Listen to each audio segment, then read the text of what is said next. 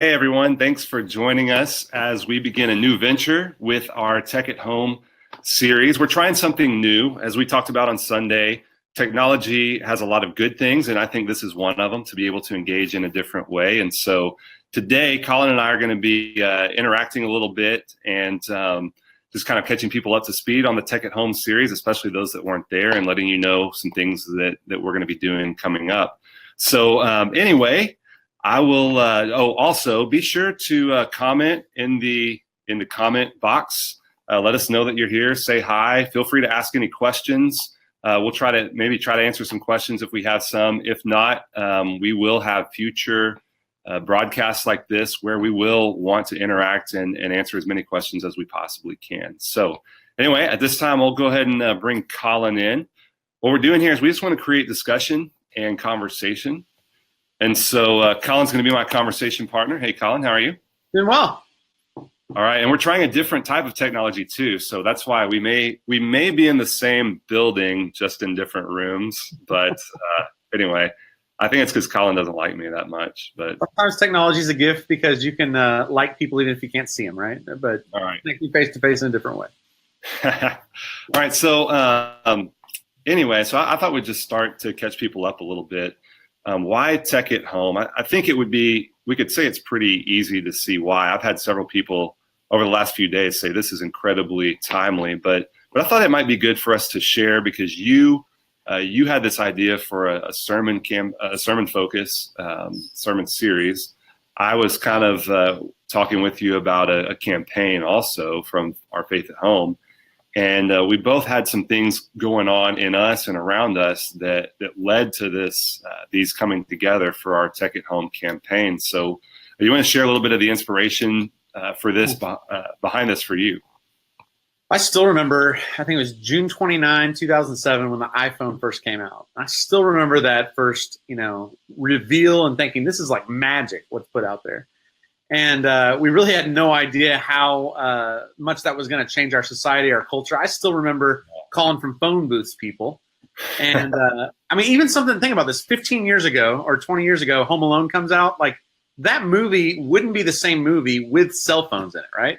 You have no problem with the McAllisters getting in touch with each other. Like that's almost an outdated movie. And our kids today, my son has grown up and he'll never know a world without the iPhone. Yeah. Or whatever comes after that. And so it's a great blessing. We want to be a church that welcomes technology. That's part of what we're doing right here.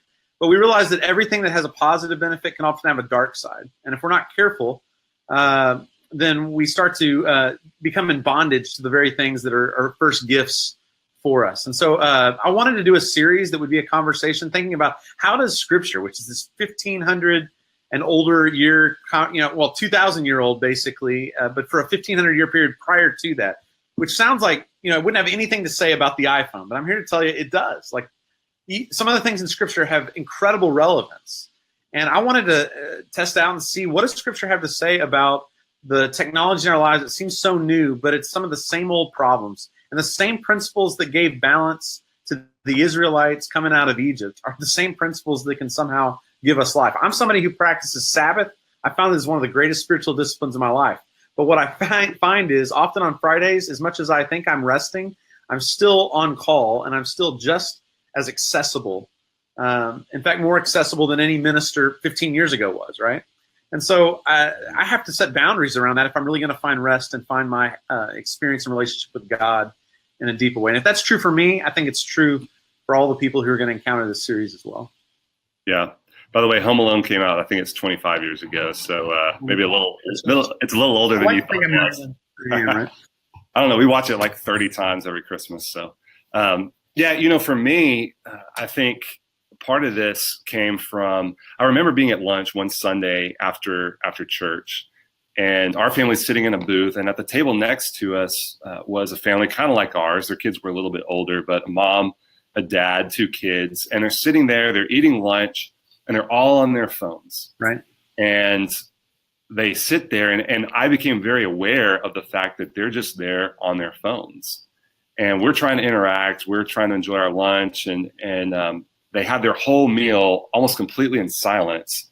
And then they get up and they walk out still staring at their phones. And I thought, man, I don't ever want to experience that with my family. Like, I want to engage. I want to connect with my family. I want to connect with the people around me that I care about. I want to connect with new people. I don't want to miss out on the things going around me because I'm stuck to a screen. And so I think for me, I realized, it was one of those things that it just made me more aware. I know that happens. I know I do that at times. And so I wanted to have a campaign that really addressed this opportunity for connection, because technology gives us the illusion that we're more connected than we really are. And there are some great connections that happen because of technology, but for a society that's so connected, we really are pretty isolated and disconnected. And so I think my hope with this series is more than screens. Also, my hope with this series is that people will choose to connect face-to-face more. But also with that, in my role as family minister, and even back to when I was youth minister, lots of questions from parents about, how do I navigate this? How do we navigate? I think that's one of the vital parts of this. Like, if we leave out, like, what are we going to do with our kids? Because what we don't know yet is we don't have enough research over time to determine what our screens are doing to us, right? I mean, social scientists are starting that work, but we won't know still for decades. And if we wait for that research to come in to decide, what boundaries we need to put in place, we're already way past the game, and we're going to have parents who, our kids will always know that world. But there's other things that this series is about too, and I think that's important for us to see. It's not just about our kids, because the reality is, if you look around on date night at restaurants too, you've got the term that's out there. It's PH is how it starts. Phubbing is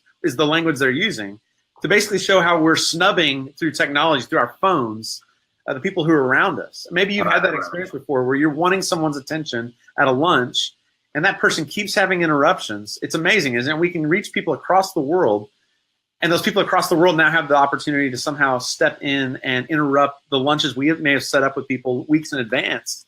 We're not being able to be present in ways we were. So that's a big piece. But I think also in a series like this, we have to talk about content, right? Because obviously pornography is a huge issue. It's going on in our culture. It's forming our young people. We're seeing the negative effects of that, the abuse that's happening in culture also as a result of engagement too young in explicit material that's giving a different picture of what sexuality should be than what it can be at its healthiest, and bringing intimacy to married partners. And so that's a piece we've got to deal with in this series as well, to think about, how do we think about content, how do we protect ourselves, set boundaries. But another piece is for business owners. I think about the number of hours that are wasted today. It's really a conversation about productivity.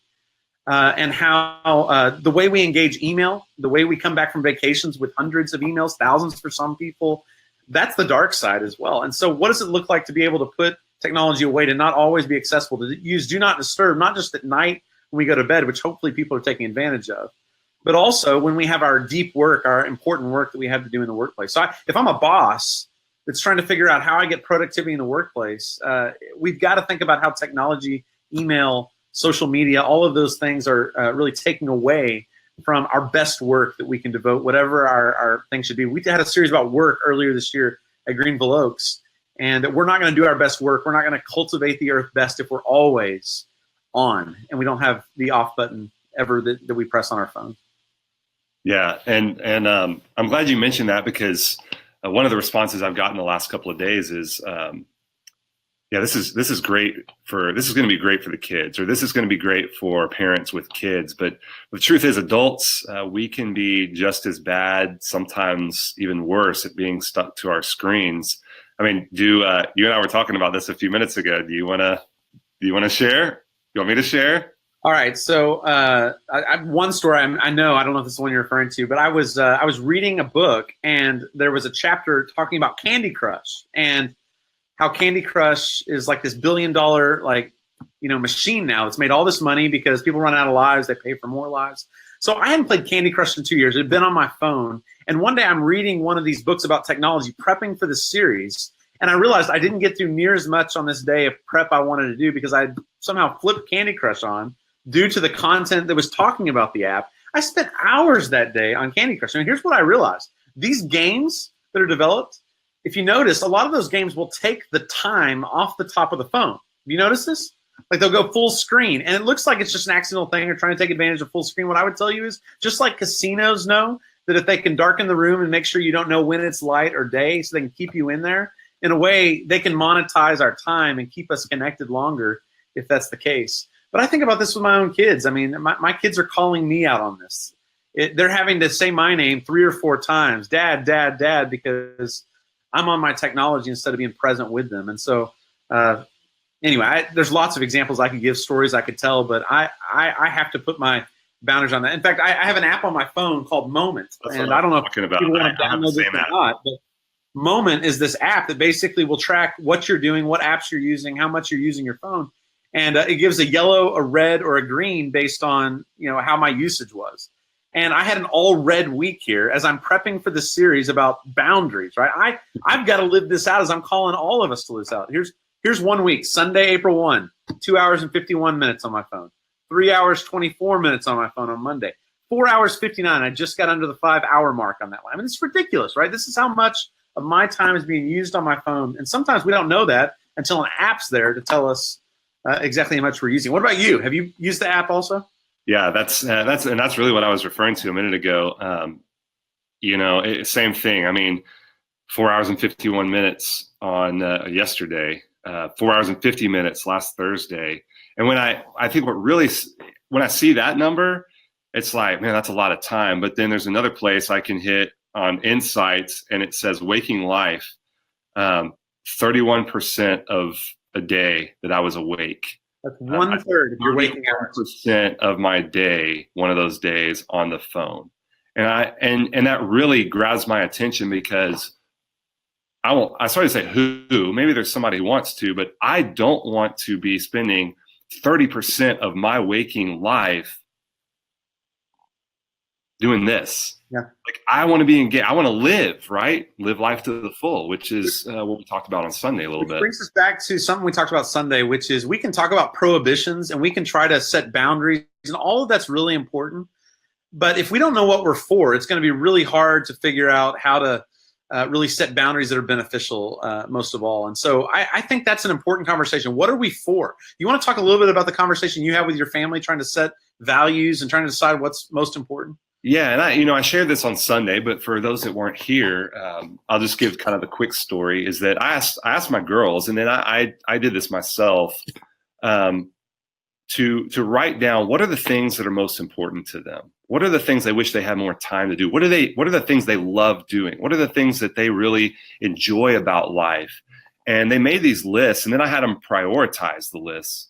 And the things that were on their list were more time playing with family and friends, more time practicing soccer, more time, they love the extracurricular activities they're in. They love church. Morgan's in the youth group, and Madeline is in the 4th and 5th grade group, and they love church.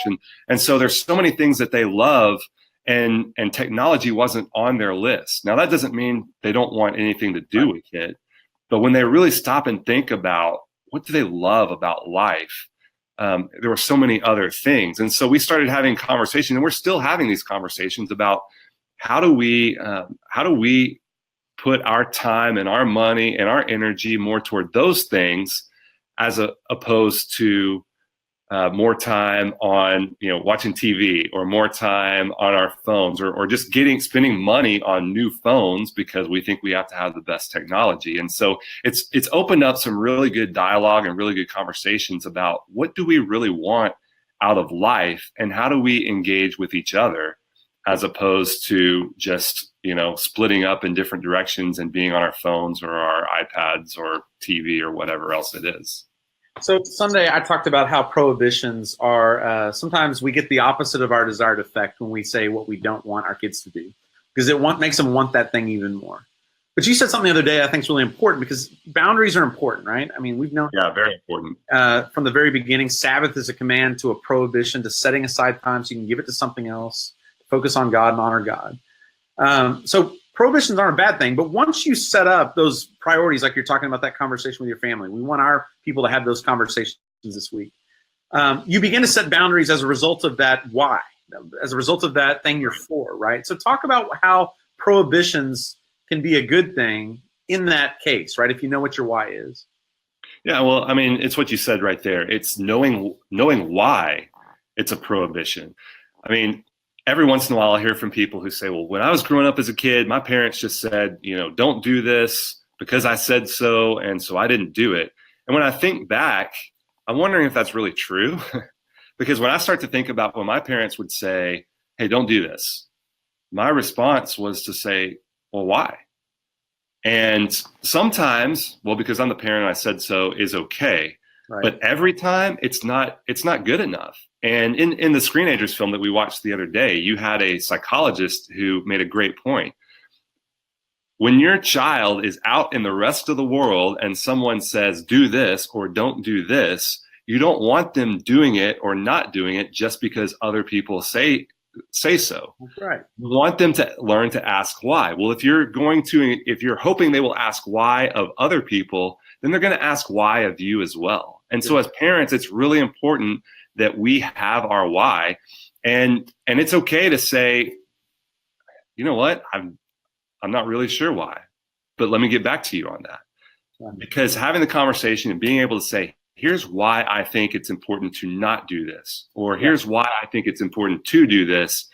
It helps our kids have a better context or a better reason than just, well, my parents said so, because at some point, because mom and dad said so is not going to be enough.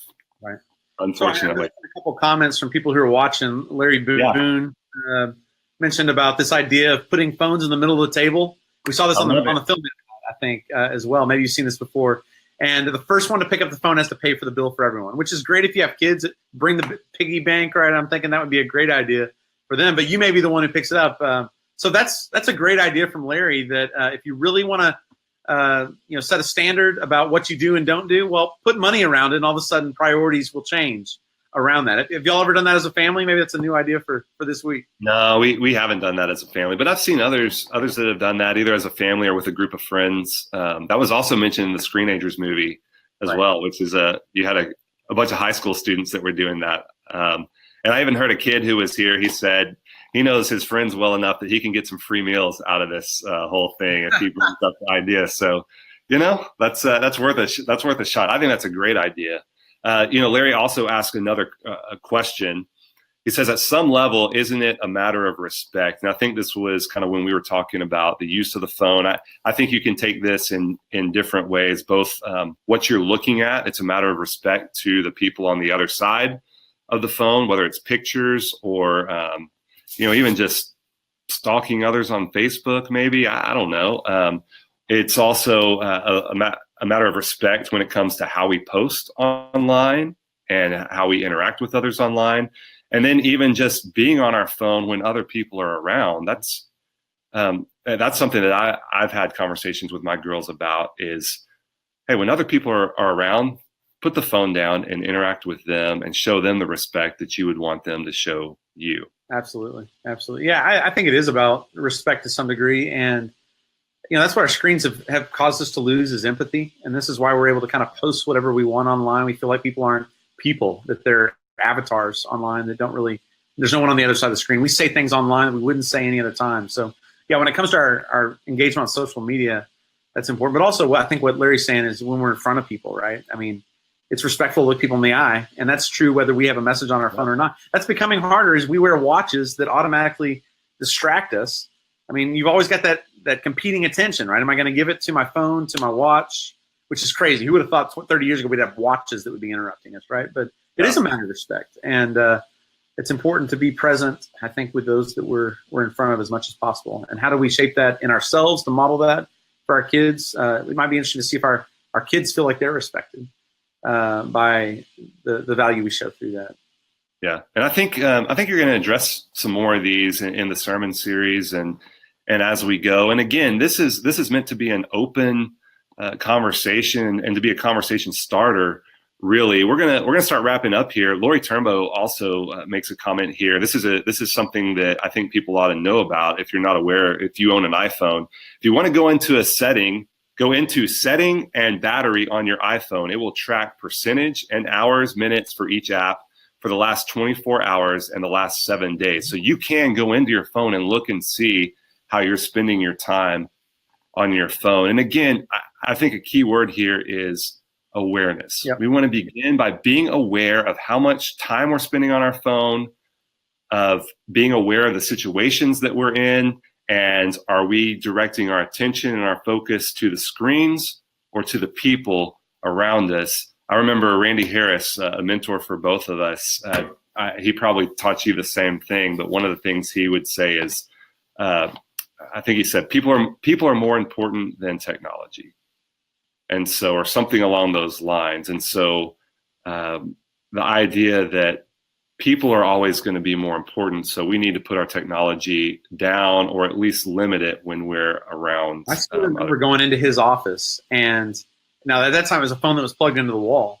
But whenever that phone, when I would start a conversation with him, he would unplug the phone from the wall. And it was just this like visible reminder that what's here in the room is more important. And today he's got a cell phone that he carries with him, and he lets it ring. The reason being, when it rings, it gives him a chance when most people would answer that phone to say, turn it right off and say, and they say, are you going to answer this? Well, no, you're the most important. We've set up this meeting. This is what's most important to me. Even those interruptions can provide chances to remind others, you're the most important person in front of me, as long as we make that decision ahead of time and have awareness about it. All right. Well, we're going to go ahead and start wrapping this up for today. But our plan is to do this weekly and to interact with different members of staff. We're going to interact with different people. So our hope is to have some educators join us sometime and talk about, just have some conversations about technology in schools and how it's a good thing, but also a challenging thing. We've got some other guests that we'd like to bring on, and we're gonna go back and look at this and make sure this technology is working well for us, so that we can invite them in to conversations. But we want to keep the conversation ongoing. And a couple of things to remind you. I guess our challenge to you is this week or over the next few days, if you can sit down with your family, even if you're busy and you don't have time to sit down with your family, you can do this yourself. You can do this with your small group when you meet. But sit down and make a list of those things that are important to you. Sit down and make a list of those things that you are for, and start having conversations about how you can spend your time, your money, your energy, your resources, building your relationships and doing the things that are really, really deeply important to you, as opposed to just aimlessly spending time on our screens. And so that's kind of the challenge that we want to call people to over the next few days. And then also want to remind you that we do have some tools for you in the Faith at Home Center. I had some with me. There it is right there. So first of all, we have our guide, and we have these Take It Home discussion cards. We want you to stop by the Faith at Home Center this week and pick those up. We have some other tools around as well. These will give you ideas, resources that you can look at, from books to websites, dealing with entertainment, music, all kinds of things, filters. We're going to have conversations about some of these things as we go on. But anyway, continue to post questions, ask questions, reach out to us. We would love to hear from you. And thanks for taking the time to hang out with us for just a little bit from wherever you are. It's a beautiful day. Enjoy the rest of today, and enjoy your Wednesday. And I guess we will see you all Sunday. Thanks, Collin. See y'all later. Thanks for joining us. See you guys.